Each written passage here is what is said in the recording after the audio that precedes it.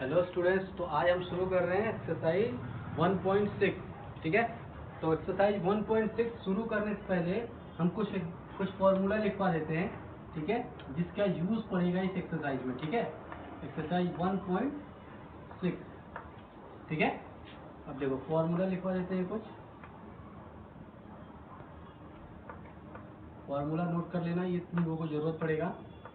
पहला फॉर्मूला देखो, अगर a की पावर m इंटू a की पावर n हो तो a की पावर m प्लस n। देखो, अगर बेस सेम हो और पावर और अलग अलग हो तो बेस को से एक करके पावर को ऐड कर देते हैं। ठीक है, पावर को हम जोड़ देते हैं n। ठीक है, अब देखो नेक्स्ट है हमारे पास a की power m divided upon a की पावर n। देखो, ये तो मल्टीप्लिकेशन था, पॉइंट का मतलब है मल्टीप्लाई। ठीक है, ये मल्टीप्लिकेशन था तो क्या था, a की पावर m और a की पावर n। अगर एक ही बेस हो और पावर दोनों का अलग अलग हो तो बेस को सेम करके हम पावर को ऐड कर देते हैं।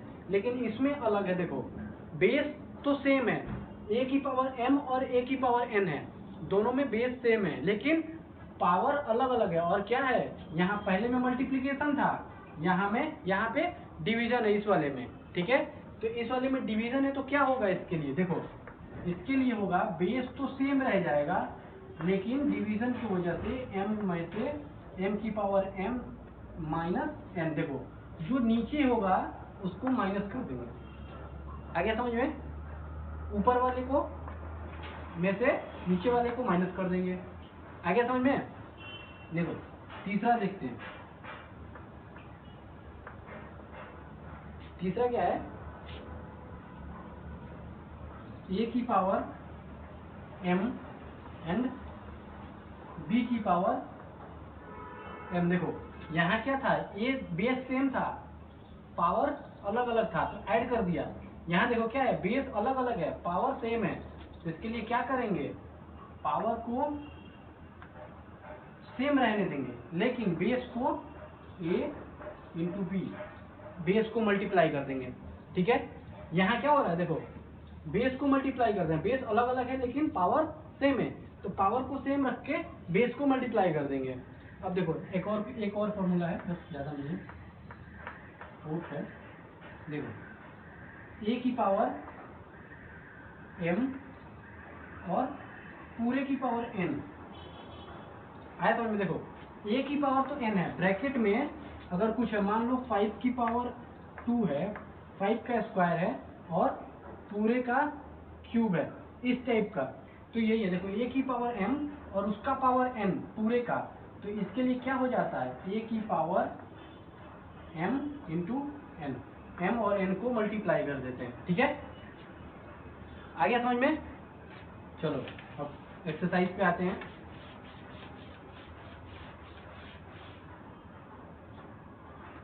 एक्सरसाइज का पहला क्वेश्चन है, पहला क्वेश्चन देखो क्या कह रहा है, क्वेश्चन नंबर 1 का फर्स्ट, 1/64 की पावर, यही है ना, सॉरी ये नहीं है, टोटल 64 की पावर 1/2, ये क्वेश्चन है। देखो अब क्या होगा, देखो यहाँ पावर देखो क्या है, 1/2, तो 1/2 का मतलब क्या होता है, स्क्वायर रूट। ठीक है, स्क्वायर रूट 64, तो स्क्वायर रूट 64 का देखो क्या लिख सकते हैं हम, 8 इंटू 8, 8 इंटू 8 यानी कि स्क्वायर रूट में है तो 8 2 टाइम्स है यानी कि 1 टाइम्स बाहर निकल जाएगा, आंसर आ गया समझ में। अब नेक्स्ट वाला क्वेश्चन देखो, कह रहा है 32 की पावर 1/5। ठीक है, तो 32 की पावर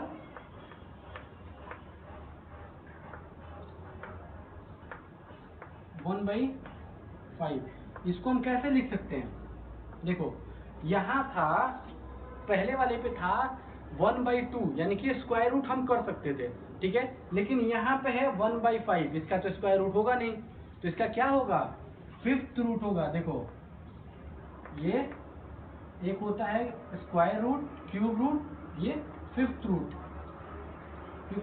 32। अब देखो कोई भी बाहर रूट से बाहर तब निकलेगा जब वो 5 टाइम्स होगा। अगर 5 टाइम्स से कम होगा तो स्क्वायर रूट से वो रूट से बाहर नहीं निकलेगा। तो बाहर निकलने के लिए कितना टाइम्स होना चाहिए, 5 टाइम्स होना चाहिए ना। तो देखो 5 टाइम्स हम लेके आते हैं इसको, देखो कैसे आएगा,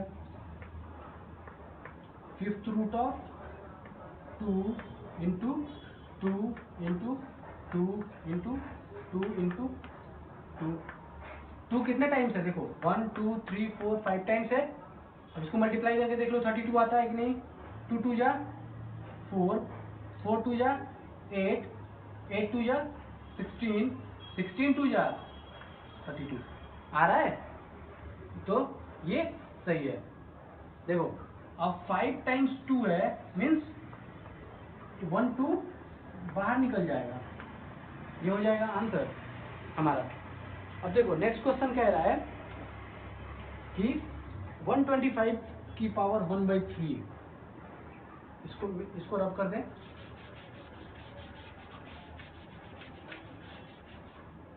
देखो थर्ड है कि फोर्थ है, थर्ड है। चलो थर्ड क्वेश्चन कह रहा है 125 की पावर क्या, 1/3। अभी हमने क्या किया था, पावर 1/2 था तो सिंपल सा स्क्वायर रूट, 1/5 था तो 5th रूट, और अब क्या है 1/3 है। पावर अगर 1/3 है तो हम क्या कर देंगे उसको, क्यूब रूट, ठीक है। किसका है, देखो यही है ना, यही फॉर्मेट चलेगा हमारे पास। तो इसका क्या है 1/3, यानी कि हम इसको क्या लिख सकते हैं, हम इसको ये लिख सकते हैं क्यूब रूट ऑफ 125। देखो क्यूब रूट ऑफ 125। अब देखो क्यूब रूट है मतलब रूट से बाहर वही निकलेगा जो 3 टाइम्स हो। तो 3 टाइम्स इसमें क्या आ रहा है, cube root of 5 into 5 into 5, multiply करो, 5 5 जा 25, 25 5 जा 125, ठीक है। अब देखो यहाँ से 3 टाइम्स 5 है, यानी कि 1 टाइम्स 5 बाहर निकल गया, मीन्स ये आंसर हो गया, हो गया। अब नेक्स्ट क्वेश्चन देखते हैं, क्वेश्चन नंबर 2। क्वेश्चन नंबर 2 देखते हैं। क्वेश्चन नंबर 2 पढ़ो। क्वेश्चन नंबर 2 क्या कह रहा है, क्वेश्चन नंबर 2 कह रहा है फाइंड, इसकी वैल्यू फाइंड करनी है। वैल्यू फाइंड करने में क्या है,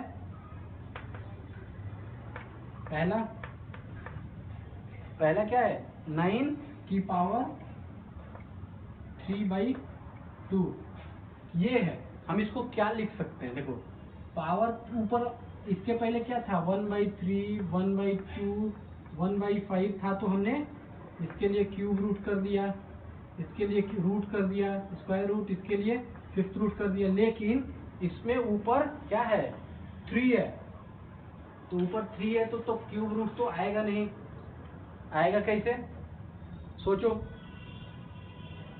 देखो इसके लिए हम इसको ऐसे लिख सकते हैं, 9 की पावर 1/2 और पूरे की पावर क्यूब लिख सकते हैं। अभी हमने एक फॉर्मूला भी बताया था, कैसे, a की पावर m और पूरे की power n is equal to a की पावर m n। अब इसको मल्टीप्लाई करोगे तो सेम यही तो आ जाएगा, 9 की पावर 3/2 आ जाएगा। तो हम इसको ऐसे लिख सकते हैं, ठीक। तो अब इसको ऐसे लिखने के लिए अब क्या करेंगे, अब रूट 1/2 का मतलब √9 पूरे की पावर क्यूब। देखो √9 से क्या निकल जाएगा हमारे पास, 3 इंटू 3, पूरे की पावर क्यूब है, एक 3 बाहर निकल गया, पूरे की पावर 3। अब देखो इसको क्या लिख सकते हैं, 3 इंटू 3। अब क्या आएगा इसका, 3 3 जा 9 3 जा 27 आंसर। ठीक है, नेक्स्ट पे आते हैं। देखो नेक्स्ट क्या है, 32 की पावर 2/5।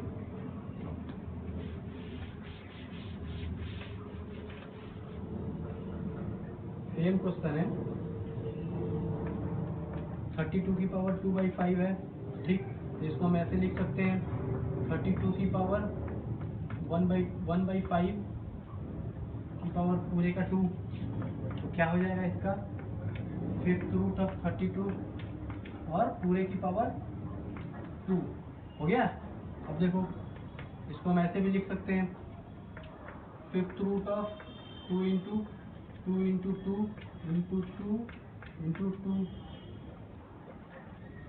आ गया। देखो और पूरे की पावर स्क्वायर, और इसमें से एक 2 बाहर निकल गया और पूरे की पावर भी 2 है, मीन्स 4 आंसर, ये वाला आंसर आ जाएगा। ठीक है, चलो नेक्स्ट क्वेश्चन पे आते हैं। नेक्स्ट क्वेश्चन क्या कह रहा है, 125 की पावर -1/3। देखो 125 की पावर -1/3, ये है कंफ्यूजिंग। देखो माइनस आ गया, अब माइनस का क्या, अगर माइनस अगर नहीं होता तो हम क्या करते, हम इसको क्यूब रूट कर लेते।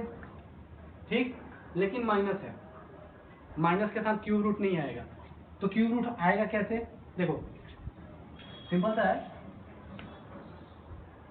अगर मान लो 125 की पावर 1/3 लिख के अगर हम इसको -1 से बाहर मल्टीप्लाई करें तो कोई फर्क पड़ता है नहीं, -1 मल्टीप्लाई हो गया फिर -1/3 बन जाएगा।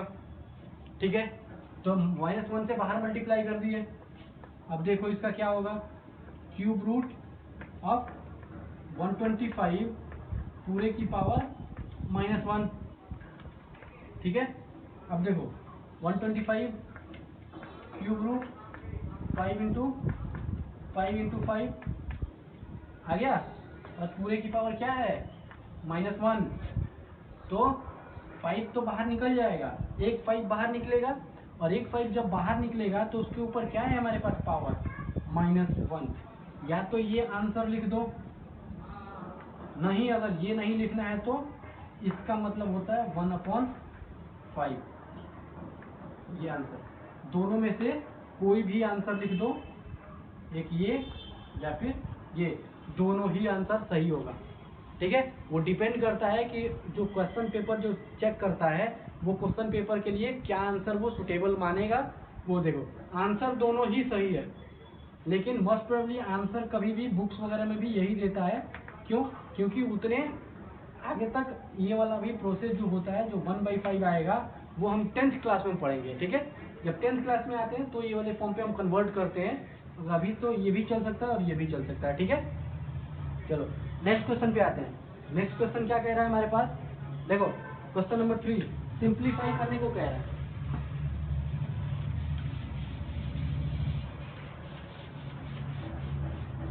क्वेश्चन नंबर 3 आओ, क्वेश्चन नंबर 3 कह रहा है सिंप्लीफाई।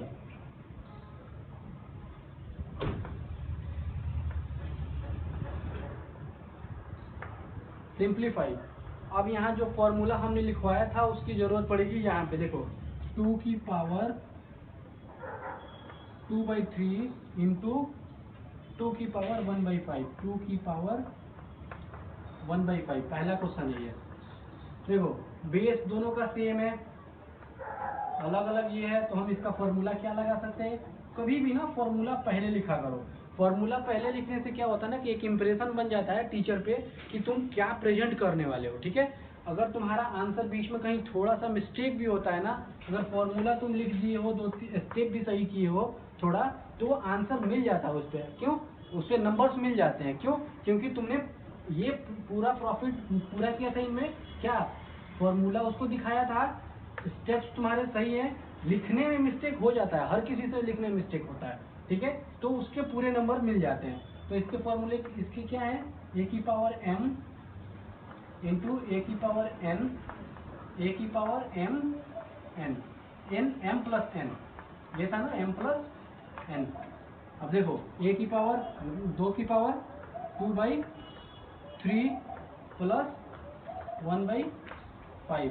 अब इसको करो 2 की पावर 15, एलसीएम 15 आएगा और क्या आ जाएगा यहाँ पे 10 प्लस 3, आंसर आ जाएगा 2 की पावर 13/15।